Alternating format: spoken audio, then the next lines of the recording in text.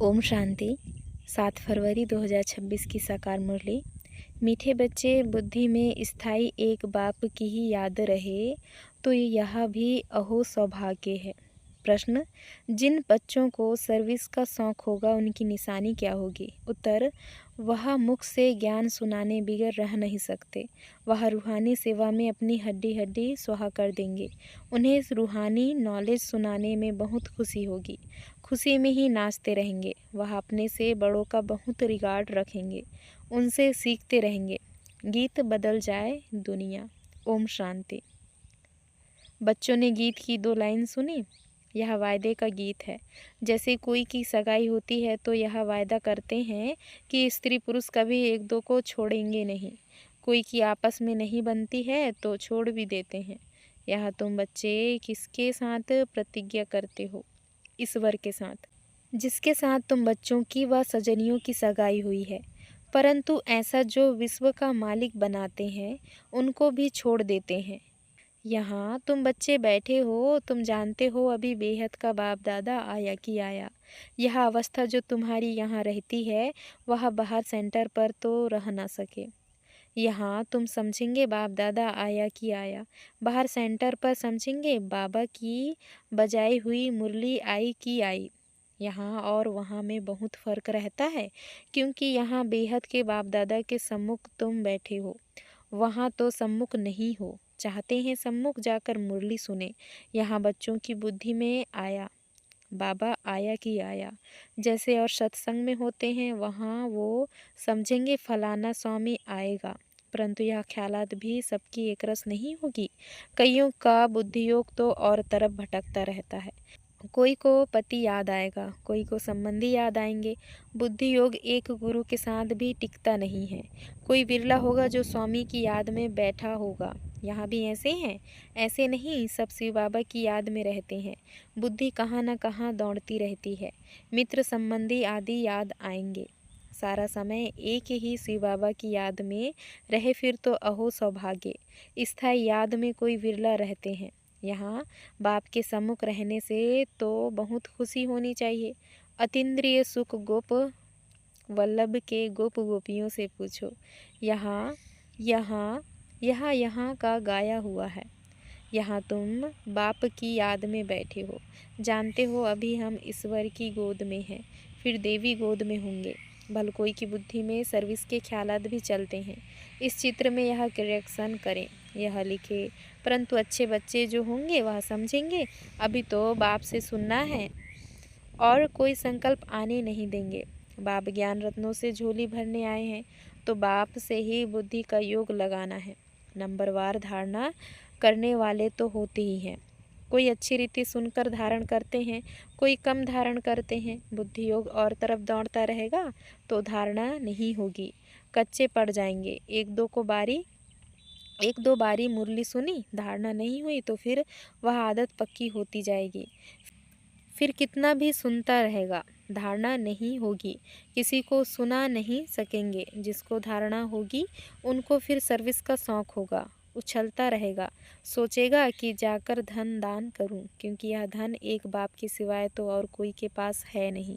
बाप यह भी जानते हैं सबको धारणा हो न सके, सब एक रस उच्च पद पा नहीं सकते, इसलिए बुद्धि और तरफ भटकती रहती है। भविष्य तकदीर इतनी उच्च नहीं बनती है। कोई फिर स्थूल सर्विस में अपनी हड्डी हड्डी देते हैं, सबको राजी करते हैं, जैसे भोजन पकाते खिलाते हैं। यह भी सब्जेक्ट है ना। जिसको सर्विस का शौक़ होगा वह मुख से कहने बिगर रहेगा नहीं। फिर बाबा देखते भी हैं, देह अभिमान तो नहीं है।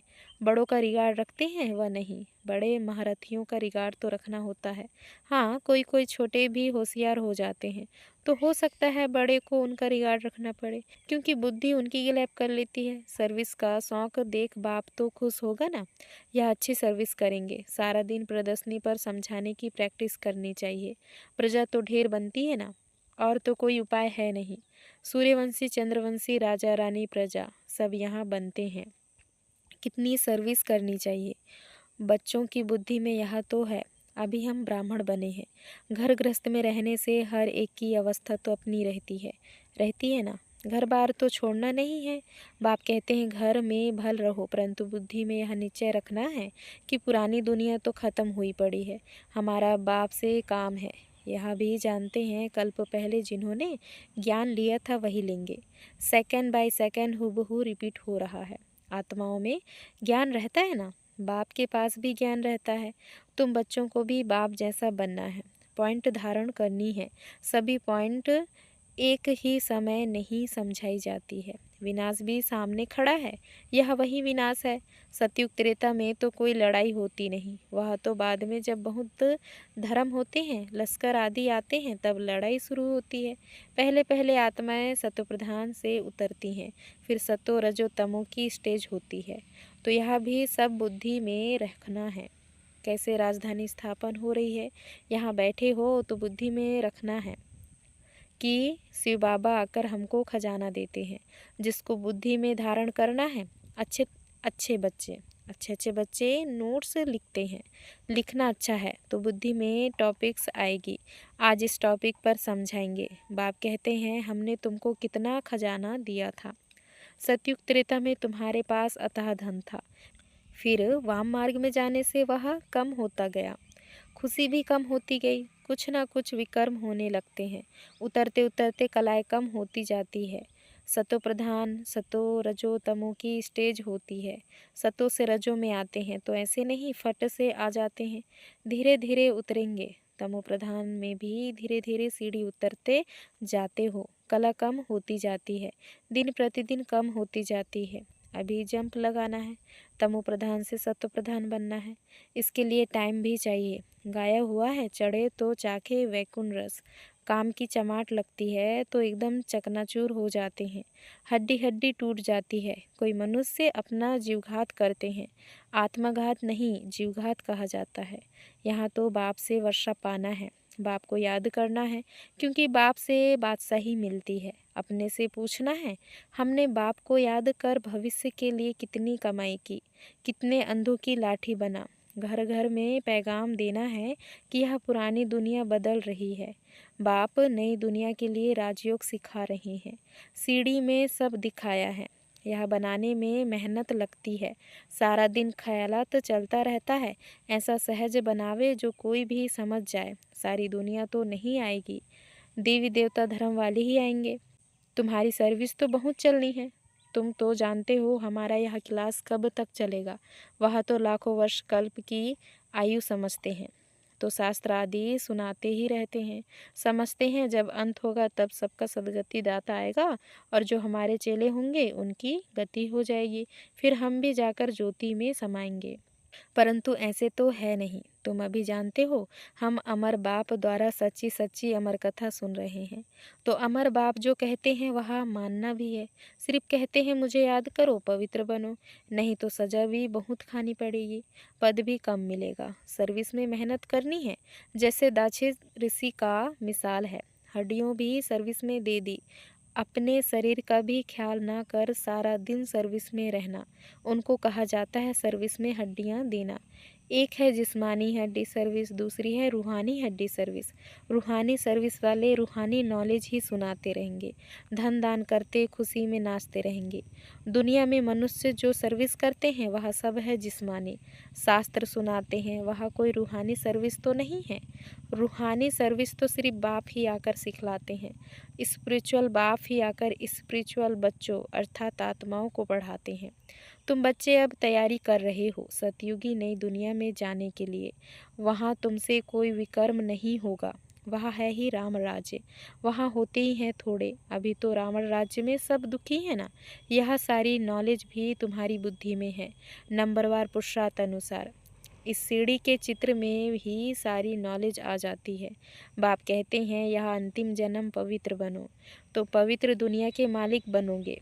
तुम्हें समझाना ऐसा है जो मनुष्यों को पता पड़े कि हम सत्वप्रधान से तमोप्रधान बने हैं, फिर याद की यात्रा से ही सत्वप्रधान बनेंगे। देखेंगे तो बुद्धि चलेगी, यह नॉलेज कोई के पास नहीं है। कहेंगे इस सीढ़ी में और धर्मों का समाचार कहाँ है, वह फिर इस गोले में लिखा हुआ है। वह नई दुनिया में तो आते नहीं हैं, उन्हों को शांति मिलती है। भारतवासी ही स्वर्ग में थे ना। बाप भी भारत में आकर राजयोग सिखाते हैं, इसलिए भारत का प्राचीन योग सब चाहते हैं। इन चित्रों से वह खुद भी समझ जाएंगे। बरोबर नई दुनिया में सिर्फ भारत ही था।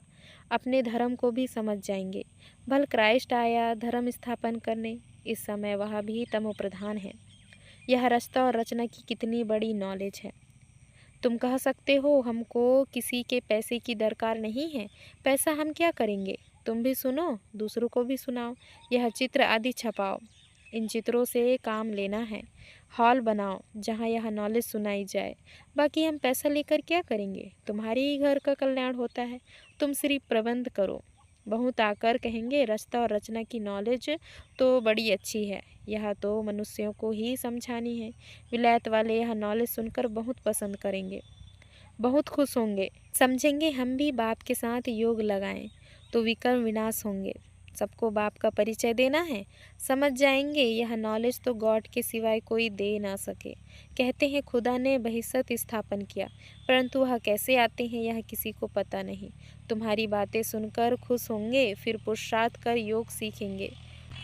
तमो प्रधान से सतो प्रधान बनने के लिए पुरुषार्थ करेंगे।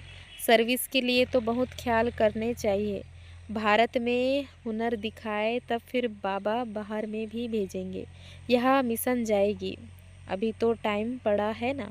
नई दुनिया बनने में कोई देरी थोड़ी लगती है। कहाँ भी अर्थक्वेक आदि होती है तो 2-3 वर्ष में एकदम नए मकान आदि बना देते हैं। कारीगर बहुत हो, सामान सारा तैयार हो, फिर बनने में देर थोड़ी ही लगेगी। विलायत में मकान कैसे बनते हैं, मिनट मोटर। तो स्वर्ग में कितना जल्दी बनते होंगे। सोना चांदी आदि बहुत तुमको मिल जाता है। खानियों से तुम सोना चांदी हीरे ले आते हो। हुनर तो सब सीख रहे हैं। साइंस का कितना घमंड चल रहा है। यह साइंस फिर वहाँ काम में आएगी। यहाँ सीखने वाले फिर दूसरा जन्म वहाँ ले यह काम में लाएंगे। उस समय तो सारी दुनिया नई हो जाती है। रावण राज्य खत्म हो जाता है। पांच तत्व भी कायदे मुजीब सर्विस में रहते हैं। स्वर्ग बन जाता है। वहाँ कोई ऐसा उपद्रव नहीं होता। रावण राज्य ही नहीं, सब सत्व प्रधान है। सबसे अच्छी बात है कि तुम बच्चों का बाप से बहुत लव होना चाहिए। बाप खजाना देते हैं, उसको धारण कर और दूसरों को दान देना है। जितना दान देंगे उतना इकट्ठा होता जाएगा। सर्विस ही नहीं करेंगे तो धारणा कैसे होगी। सर्विस में बुद्धि चलनी चाहिए। सर्विस तो बहुत ढेर हो सकती है। दिन प्रतिदिन उन्नति को पाना है, अपनी भी उन्नति करनी है। अच्छा, मीठे मीठे सिकलदे बच्चों प्रति माता पिता बाप दादा का याद प्यार और गुड मॉर्निंग। रूहानी बाप की रूहानी बच्चों को नमस्ते। हम रूहानी बच्चों की रूहानी माता पिता बाप दादा को याद प्यार और गुड मॉर्निंग। नमस्ते नमस्ते। शुक्रिया बाबा, शुक्रिया बाबा। धारणा के लिए मुख्य सार। पहला पॉइंट, सदा रूहानी सर्विस में तत्पर रहना है। ज्ञान धन दान करके खुशी में नाचना है। खुद धारण कर औरों को धारण करानी है। दूसरा पॉइंट, बाप जो ज्ञान का खजाना देते हैं उससे अपनी झोली भरनी है। नोट्स लेने हैं, फिर टॉपिक पर समझाना है। ज्ञान धन का दान करने के लिए उछलते रहना है। वरदान, सत्यता की महानता द्वारा सदा खुशी के झूले में झूलने वाले अथॉरिटी स्वरूप भव। विस्तार, सत्यता की अथॉरिटी स्वरूप बच्चों का गायन है। सच तो बैठो नच। सत्य की नाव हिलेगी लेकिन डूब नहीं सकती। आपको भी कोई कितना भी हिलाने की कोशिश करे, लेकिन आप सत्यता की महानता से और ही खुशी के झूले में झूलते हो। वह आपको नहीं हिलाते लेकिन झूले को हिलाते हैं। यह हिलाना नहीं लेकिन झुलाना है। इसलिए आप उन्हें धन्यवाद दो कि आप झुलाओ और हम बाप के साथ झूलें। स्लोगन, सर्व शक्तियों की लाइट सदा साथ रहे तो माया समीप नहीं आ सकती। अव्यक्त इशारे, एकता और विश्वास की विशेषता द्वारा सफलता संपन्न बनो। एकता, स्वच्छता, महीनता, मधुरता और मन, वाणी, कर्म में महानता, यह 5 बातें एक एक के हर कदम से नजर आएंगी तो बाप की प्रत्यक्षता सहज हो जाएगी। अभी तक संस्कारों में जो भिन्नता दिखाई देती है उसे एकता में लाना है। एकता के लिए एक दो के राय को रिकॉर्ड दो। हाँ जी करके अपना विचार अवश्य दो। फिर एकता के बंधन में बंध जाओ। यही एकता सफलता का साधन है। अच्छा, ओम शांति। शुक्रिया, शुक्रिया बाबा।